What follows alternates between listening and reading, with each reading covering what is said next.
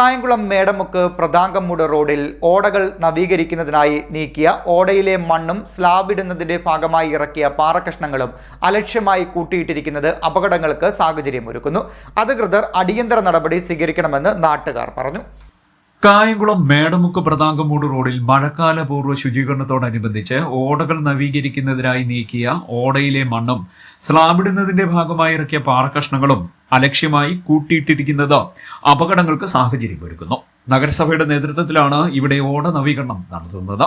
JCB ഉപയോഗിച്ച് കോരി മാറ്റിയ മണ്ണും വലിയ പാറക്കഷ്ണവുമാണ് അപകടം ക്ഷണിച്ചു വരുത്തും വിധം ഇവിടെ ഇട്ടിരിക്കുന്നത്.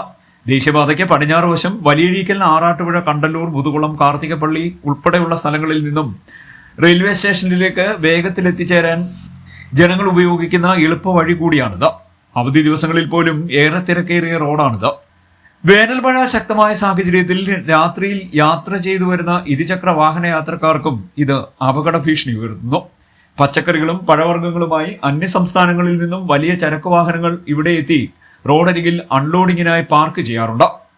ഇത്തരത്തിൽ മണ്ണും വലിയ പാറക്കഷ്ണങ്ങളും റോഡരികിൽ കിടക്കുന്നതിനാൽ വലിയ ലോറികൾ പാർക്ക് ചെയ്യുമ്പോൾ വൻ ഗതാഗത കുരുക്കും അനുഭവപ്പെടുന്നുണ്ട്.